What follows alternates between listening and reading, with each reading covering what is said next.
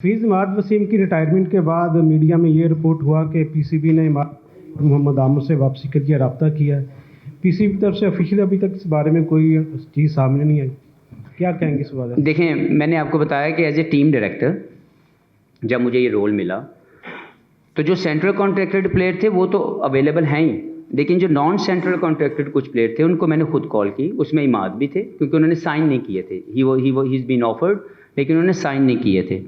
तो मैंने उनको खुद कॉल की और मैंने उनको बताया कि मेरे प्लान में Pakistan as a team director आप मौजूद हैं और मैं ये चाहता हूँ कि आप पाकिस्तान क्रिकेट को सर्व करें और आप मुझे अपनी अवेलेबिलिटी दें, जिस पे उनकी तरफ से ये था कि वो इसको सोच के बताएंगे। 2 दिन के बाद उन्होंने मुझे मैसेज किया कि he is not available for the New Zealand series. इतने मैसेज के बाद उन्होंने अगले 2 दिन के बाद उन्होंने रिटायरमेंट अनाउंस कर दी। सबसे पहले तो मैं इमाद के लिए बहुत दुआगो हूँ कि उन्होंने पहले तो उनकी मैं सर्विसेज को एक्नॉलेज करना चाहता हूँ कि उन्होंने जितनी सर्विसेज पाकिस्तान के लिए दिए, हमें बहुत खुशी है कि वो पाकिस्तान के बेहतरीन सर्विसेज दे के गए। एक ईमानदार और बेहतर तरीके से उन्होंने अपनी एग्जीक्यूशन की, अपने टैलेंट की पाकिस्तान की रिप्रेजेंटेशन के लिए, जो कि मोस्ट इंपॉर्टेंट अचीवमेंट है कि आप अपने कैरियर के अंदर कोई भी ऐसी आपसे गलती ना हो जाए या कोई ऐसा काम ना हो जो पाकिस्तान की इंटेग्रिटी को डाउन करे। तो ये इमाद की एक बहुत बड़ी अचीवमेंट है और मैं उनको प्रेज़ करता हूँ उनके कैरियर के ऊपर और उनके लिए दुआगो हूँ कि वो यहाँ से जो भी अगला उनका जो ज़िंदगी के जो फ्यूचर प्लान्स हैं उसमें वो बहुत कामयाब हों। दूसरा, ज़रूर इसी तरह आमिर की आप बात कर रहे हैं तो मैंने खुद आमिर को कॉल की और मैंने उनसे रिक्वेस्ट की कि ये अगर आप चाहते हैं कि पाकिस्तान आप खेलना चाहते हैं तो सबसे पहले आप अपनी रिटायरमेंट वापस लें, आप दोबारा डोमेस्टिक सर्किट में जाएं, वहाँ पे परफॉर्म करें। वहाँ से सिलेक्शन कमेटी आपकी परफॉर्मेंस की बेसिस पे आपको सिलेक्ट करेगी और जब आप हमारे पास आ जाएंगे पाकिस्तान टीम में तो आई अश्योर यू कि you will be given equal opportunity like others.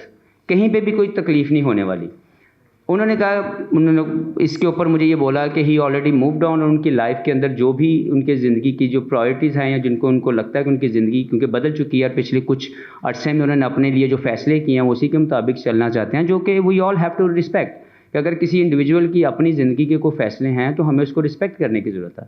तो उन्होंने भी यही बोला कि वो अपने आप को इंटरनेशनल लीग्स में अपने आप को ज़्यादा बेहतर वो समझते हैं कि वो ज़्यादा रोल प्ले कर सकते हैं, वो दोबारा बैक टू स्क्रैच नहीं जाना चाहते। That is his obviously decision और हमें उसको रिस्पेक्ट करने की ज़रूरत है। तो मैंने बड़ा क्लियर मैसेज ये दो और इसके अलावा भी कुछ प्लेयर मुझे जो लगे कि उनको मैंने कॉल किया है और मैंने उनको बताया है कि आप हमारे लिए फुल हमारे प्लान में हैं, लेकिन you have to get into the system, you have to perform in domestic cricket. आप अगर वहाँ पे अपने आप को अवेलेबल नहीं करेंगे तो आपको घर से बुला के पाकिस्तान की प्राइड नहीं मिलेगी।